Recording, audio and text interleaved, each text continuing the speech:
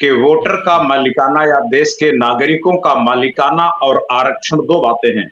वो केवल वोट दे करके भूखे मरे, ये तो लोकतंत्र का गलत मतलब। देश के नागरिकों के मालिकाना अधिकार मिले या ना मिले, ये तय करने का अधिकार इलेक्शन कमीशन के अधिकारों से बाहर है। नमस्कार तरुण मित्र में स्वागत है आपका। तरुण मित्र के लाइव में स्वागत है आपका। हम आपके सामने रोज लाते हैं कोई न कोई मेहमान, अपने संवाददाता।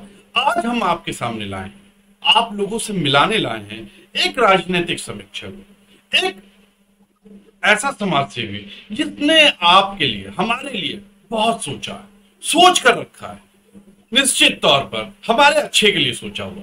तो आपको बता दें, हमारे साथ जो हैं वो है भरत गांधी जी। नाम तो सुना ही, आज देख भी लीजिए। भरत गांधी जी जिन्होंने कई ऐसी योजनाएं बनाई हैं जो आपके लिए, हमारे लिए बहुत अच्छी है।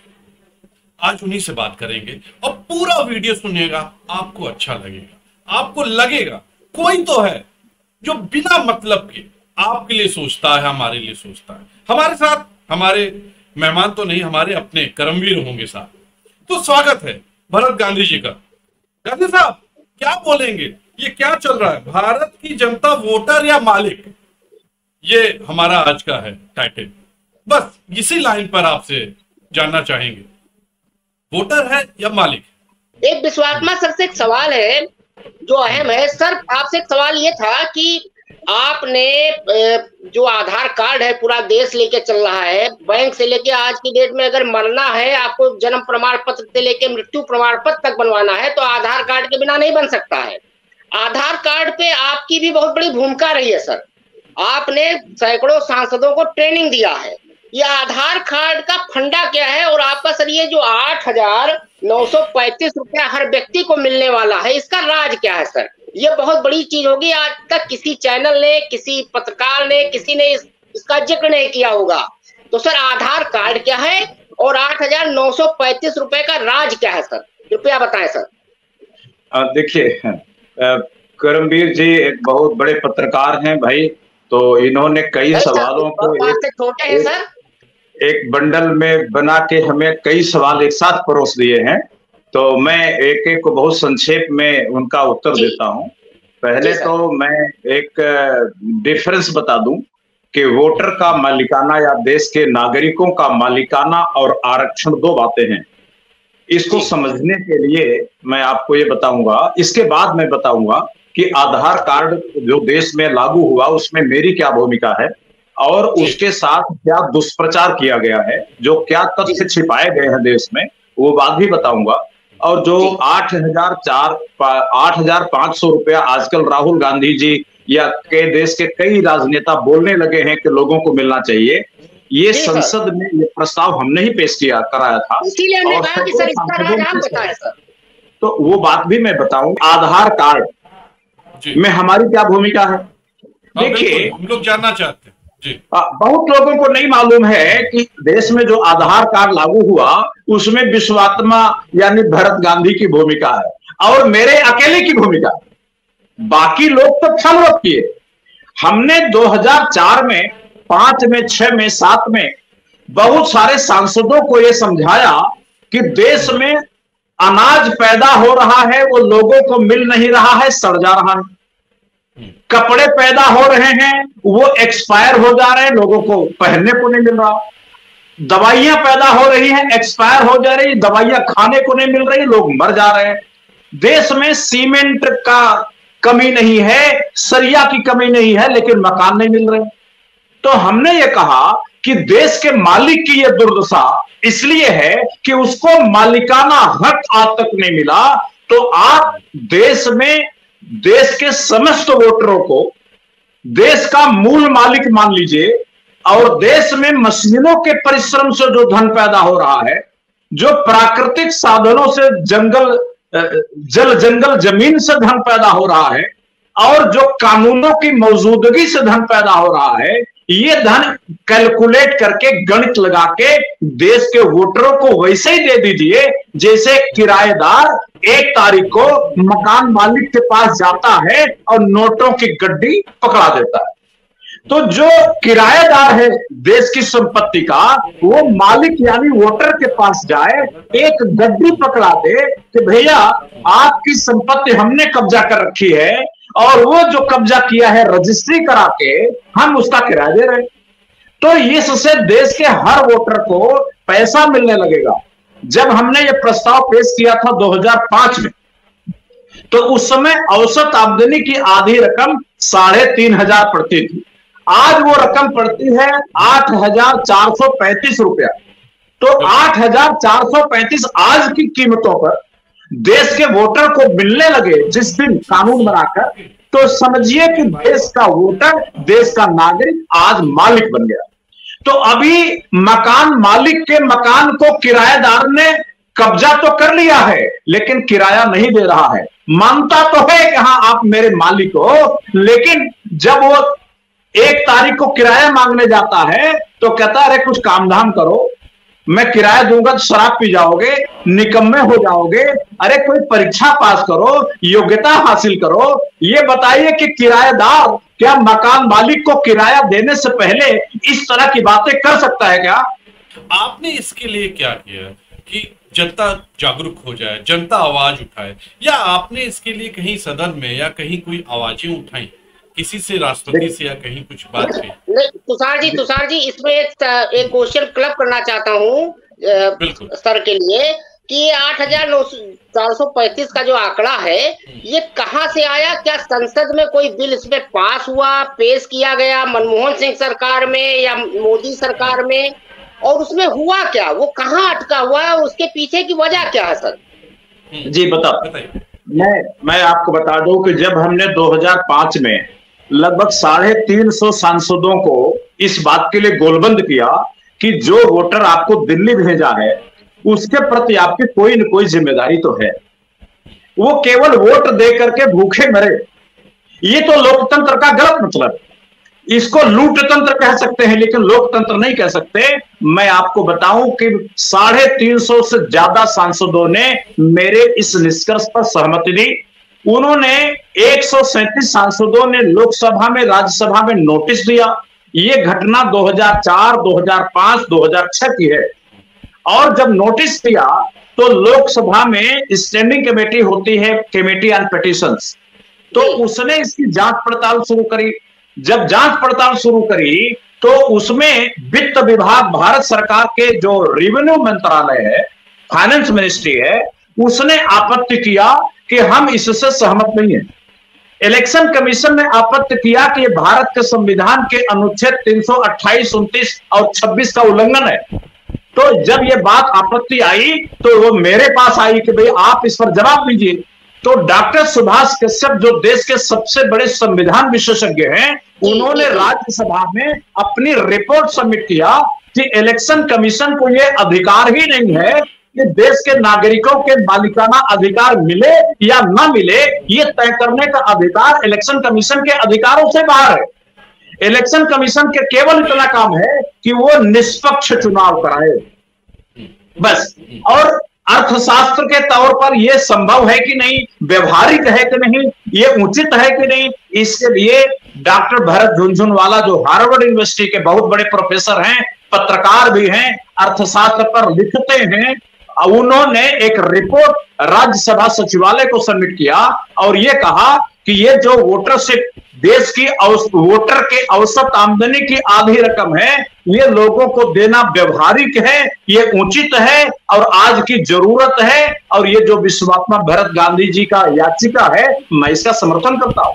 जब कांग्रेस ने देखा, जी बिल्कुल, बोलिए। जब उस समय डॉक्टर मनमोहन सिंह की सरकार थी, कांग्रेस की गवर्नमेंट चल रही थी, और मनमोहन सिंह सरकार ने जब देखा कि देश में बहुमत, राज्यसभा लोकसभा का बहुमत सांसदों का, यहां तक कि कांग्रेस के एमपी, बीजेपी के एमपी, समाजवादी पार्टी के एमपी, बसपा के एमपी और जो शरद पवार जी की पार्टी के एमपी, अब्दुल राशिद शाहीन कश्मीर वाले नेशनल कॉन्फ्रेंस के एमपी, डीएमके के एमपी, एडीएमके के एमपी, ये जितने एमपी थे सब इस पर कूद पड़े कि ये काम होना चाहिए, वोटर मालिक है, वो मरना नहीं चाहिए। तो उन्होंने जब देखा कि कांग्रेस ने कि ये तो पूरी संसद में एक बवाल खड़ा होने वाला है, तो उस बवाल से बचने के लिए कांग्रेस ने एक तरकीब सोची। कांग्रेस ने एक विधेयक पेश किया संसद में और ये कहा कि हम लोगों को पैसा देने के लिए तैयार हैं, लेकिन सबसे पहले लोगों के बैंक में खाते खुलेंगे और लोग एक खाता, दो खाता, चार खाता खोल के वोटर होने के नाते संपत्ति में अपना किराया निकालने ना लग जाए, चार जगह से ना निकालें। इसीलिए उनके आंखों की फोटो खींचेंगे, अंगुलियों की फोटो खींचेंगे और उनका डेटा इंटरनेट पर रखेंगे। अगर कोई आदमी दो जगह से पैसा निकालेगा तो वो पकड़ा जाएगा। ये पैसा देने के लिए उन्होंने कानून बनाया जिसको आप बोलते हैं यूआईडी। तो ये जो यूआईडी आधार कार्ड कानून था वो पैसा देने के लिए बना। और आधार कार्ड कानून जरा इंटरनेट पर है, पढ़ लीजिए। उसमें पहली लाइन लिखी है, दिस लॉ इज रिक्वायर्ड था to facilitate the direct cash transfer. Sir ये बहुत बड़ी बात बता रहे हैं। भारत में हमें लग रहा है कि अभी तक ये बात जानता नहीं होगा, बस आधार के बारे में मुद्दा के लिए। सर आगे बढ़ते, बहुत इंटरेस्टिंग है।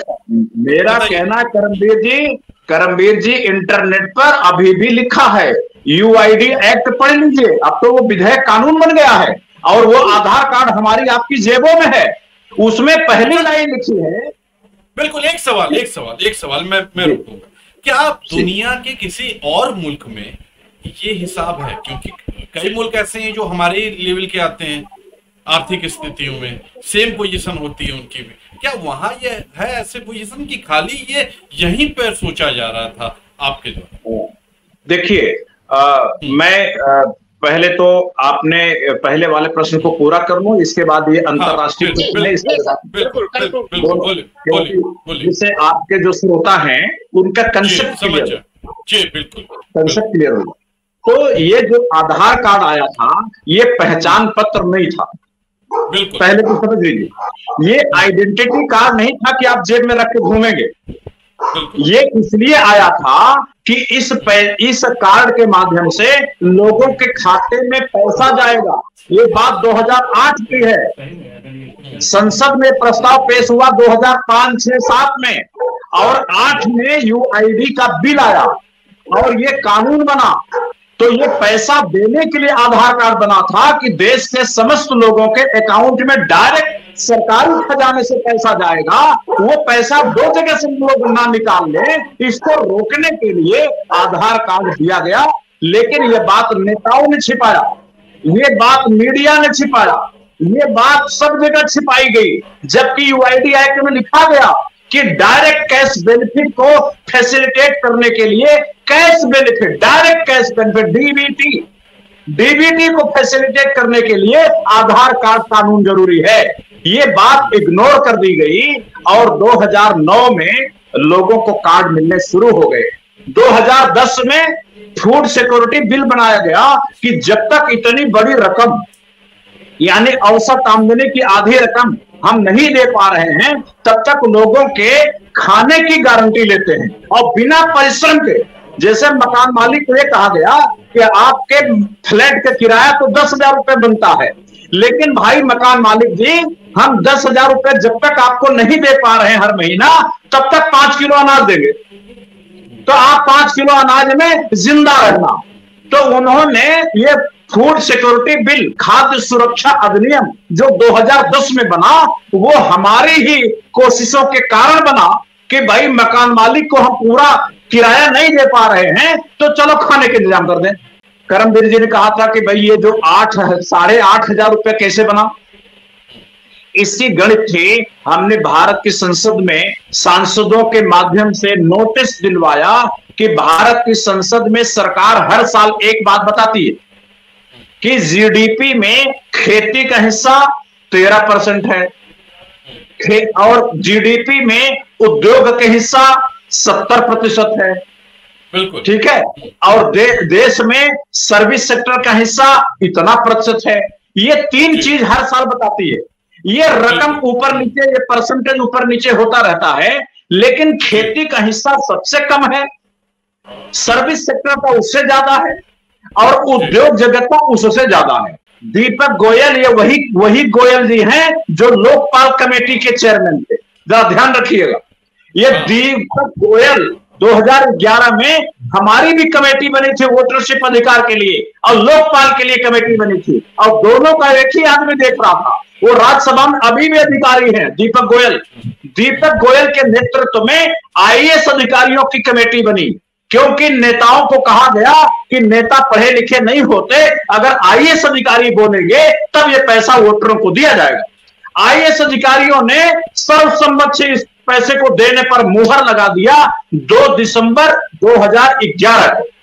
तो इस प्रकार 2011 से वोटरों को पैसा देने की बात ठंडे बस्ते में पड़ी रही। उस समय कांग्रेस की सरकार थी, मनमोहन सिंह की सरकार ने मुंह बंद कर लिया, बीजेपी का टॉप नेताओं ने चुप्पी साध ली। आपका ही कहना है, मैं पूरी बात करूं, आपका ही कहना है कि कांग्रेस वहां तक पहुंची, आधार तक भी आ गई, सदन में बातें भी हो गई, लेकिन क्या बीजेपी ने कुछ भी नहीं किया?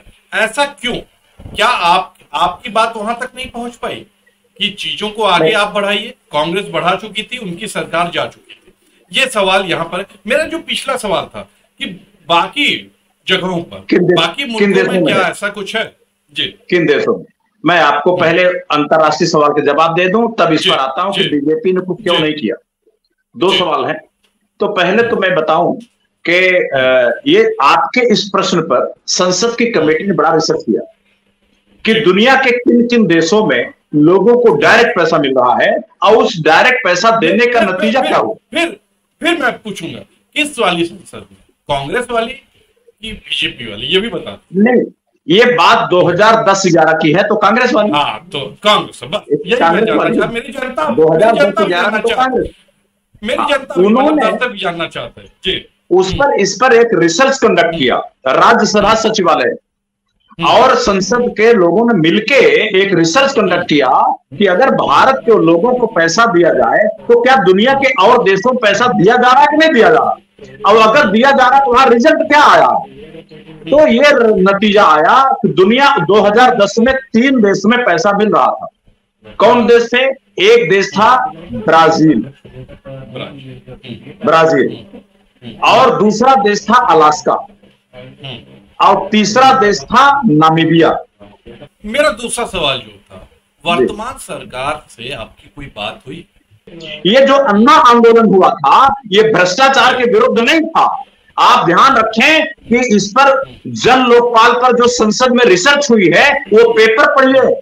उस पेपर से साफ साफ तय होता है कि जन लोकपाल भ्रष्टाचार घटाने के लिए नहीं बढ़ाने के लिए बना था, और ये असंवैधानिक था, इसीलिए संसद ने इसको नहीं माना। अब ये अन्ना का आंदोलन केवल मिसगाइड करके कुछ अंतरराष्ट्रीय शक्तियां, जिसमें नाम आता फोर्ड फाउंडेशन, जो दुनिया में तख्ता पलट करने की एजेंसी है, वो फोर्ड फाउंडेशन के कंट्रोल में ये पूरा अन्ना आंदोलन चलाया गया था और आम आदमी पार्टी बनाई गई थी।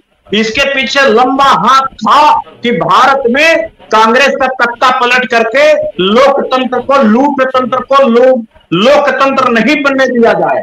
जब मोदी जी आए, आपको ध्यान होगा 2014 में आते ही नरेंद्र मोदी जी ने पहला काम क्या किया? पहला काम किया कि जबरदस्ती लोगों के खाते खुलवाए। याद है जनधन योजना? बिल्कुल। जनधन योजना, जबरदस्ती खाते खुलवाए। ये जो खाते खुलवाने का काम था यही 2011 में जो संसदीय मंजूरी मिली थी उसी प्रोग्राम को आगे बनाने की कोशिश किया, लेकिन फिर कारपोरेट ने मोदी जी के गर्दन पर तलवार लटका दिया कि अगर प्रधानमंत्री की कुर्सी पर रहना चाहते हो तो ये जो संसद की फाइल है ये डब्बे में बंद रखो। इसके बाद 2016 में मोदी सरकार ने एक और प्रस्ताव पास किया, इकोनॉमिक सर्वे ऑफ इंडिया 2016 पढ़िए, उसमें यूनिवर्सल बेसिक इनकम का प्रस्ताव पास किया गया और यह कहा गया कि देश के लोगों को 2600 रुपया महीना दिया जाएगा, 8,500 तो नहीं लेकिन 2,600 रुपया। लेकिन उत्तर प्रदेश में चुनाव हुआ 2017 में, बीजेपी जीत गई तो उन्होंने ठंडे बस्ते में डाल दिया। इसके बाद 2019 आया, मोदी सरकार ने वही जो 8,500 रुपए लोगों को देना था वो 8,500 रुपए महीना ना दे करके उन्होंने क्या कहा कि हम 5 किलो अनाज देंगे। देश के 80% लोगों को, जिनको 10,000 रुपया किराया देना चाहिए महीने में, उनको 5 किलो अनाज देना है।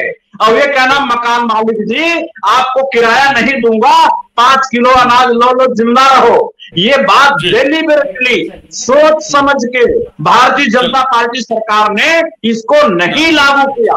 आज के लिए इतना ही। हमारे संग जुड़े थे भरत गांधी जी, जो कि सामाजिक कार्यकर्ता हैं और आप और हमारे लिए सोचते हैं। आज के लिए इतना ही। आप भी लिखिएगा, क्या आप इन बातों से सहमत हैं? अगर आप इन बातों से सहमत हैं तो लिखिएगा जरूर। नमस्कार।